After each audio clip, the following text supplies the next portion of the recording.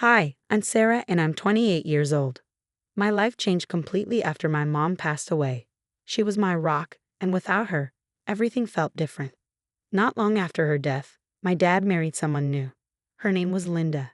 At first, she acted friendly, but that didn't last. Soon, she started treating me like I didn't belong in my own home. She gave me cold looks and made me feel uncomfortable all the time. I really tried to get along with her for my dad's sake, but Linda made it hard. She began telling lies about me.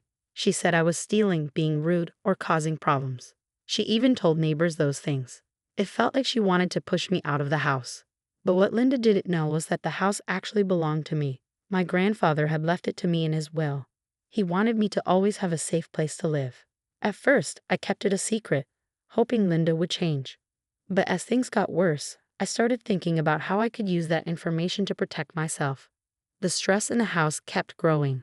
Linda found new ways to make me feel unwanted. She'd say I wasn't helpful enough, or that I didn't appreciate what my dad did for me. She tried to convince him that I was just in the way, and that he should focus on his new family. I didn't want to cause problems between him and me, but I was reaching my limit.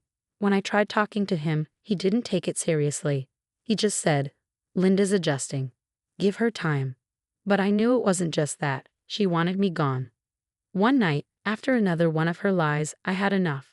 I went to my room and pulled out the papers from my grandfather's will. They clearly showed the house was mine. It felt strange. I always thought of it as our family home, but I knew I had to stand up for myself now. The next morning, I made up my mind. I called a real estate agent and started the process to sell the house. It felt powerful, even though it also made me sad. This house held so many memories with my mom, but I couldn't keep living where I was mistreated. That same day, I began quietly packing. Linda saw me carrying boxes and smirked, thinking she had won. She had no clue what I was really doing. When I shut the door behind me, I felt a strange peace. I didn't know what would happen next, but I was finally free. The next morning, my lawyer called and said, "Sarah, it's done." The house had been sold. I felt a mix of things: relief, sadness, but also strength. I had taken back control of my life. Later that day, my lawyer handed the eviction notice to Linda and my dad. I could only imagine how shocked they were when they realized the house was never theirs to begin with. I knew it wouldn't be long before they came looking for me, trying to fix the mess they had made. By evening, I was right. I was staying in a small, cozy apartment I had rented across town. Just as I was starting to settle in, I heard a loud knock at the door. When I opened it, my dad and Linda were standing there, looking stressed and worried. "Sarah, please, we need to talk," my dad said, sounding desperate. He stepped into the apartment before I could even say anything. Linda followed him in, no longer wearing that smug look she always had. She looked nervous and unsure. "We didn't know, Sarah.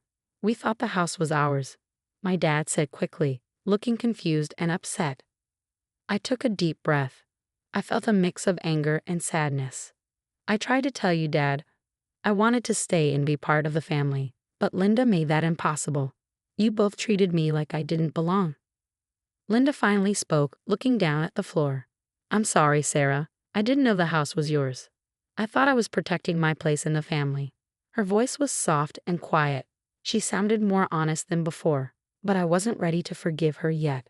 I needed them to feel what they had put me through. "Linda, you made me feel like a stranger in my own home. You lied, twisted the truth, and pushed me out. And Dad, you believed her instead of listening to me." They both stared at me, silent and shocked. I could tell they regretted it, but that didn't mean I was going to make things easy for them. "I'm not coming back," I said firmly. "I had to take control of my life, and I've done that. Maybe one day I'll forgive you, but right now, I need space. You'll have to find another place to live. I hope this teaches you both something." Then I closed the door, leaving them in silence. For the first time in a long time, I felt free. I could finally move on and live the way I wanted. In the days that followed, I started to settle into my new life. There was no more stress, no more blame or tension. My apartment was small but peaceful. I could finally breathe again. For the first time in years, I felt calm. But a week later, I got a message from my dad. He asked if we could meet for coffee, just the two of us. I wasn't sure at first. I didn't know if he really understood how much he had hurt me. Part of me wanted to forget it all and move on, but another part of me wondered if we could fix at least a part of our relationship. After thinking about it, I said yes. We met at a quiet cafe. He looked older and more tired than I remembered.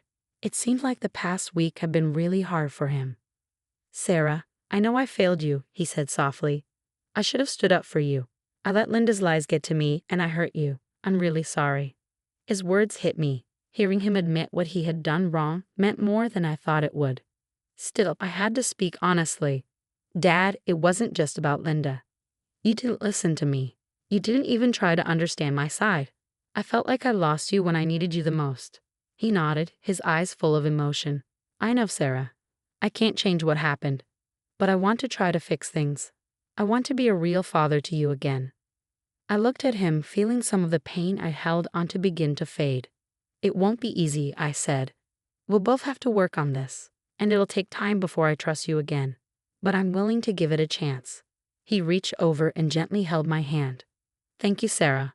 I'll do whatever it takes to make things right." We talked more after that, sharing memories of my mom and better times from the past.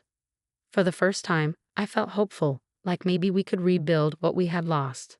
When we said goodbye, I felt a sense of peace I hadn't felt in a long time. Linda was still out of my life, and I planned to keep it that way. But with my dad, maybe there was still hope for us. I left that cafe feeling lighter, like a weight had been lifted from my shoulders. I wasn't stuck in the past anymore. I was finally living life the way I wanted to, free, calm, and at peace with the choices I had made. Weeks went by, and things started to feel normal again. My relationship with my dad was still delicate, but we talked often. Every conversation helped slowly heal the damage. He was trying, really trying, and I could tell he wanted to earn back my trust. Linda, on the other hand, stayed away, and that was exactly how I wanted it.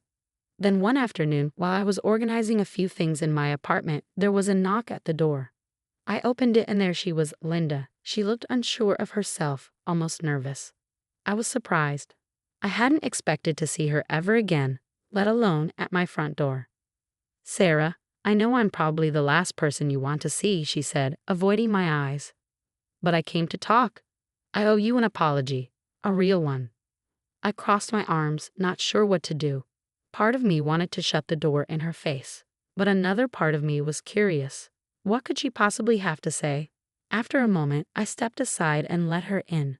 We sat down across from each other in my small living room.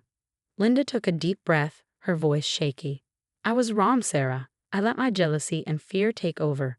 I hurt you badly, and I know I can't undo that. I saw you as a threat to my place in the family, and I acted out of fear.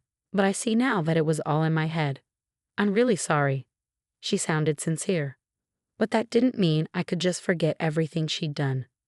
"Linda, you made my life miserable. You lied about me. You twisted things.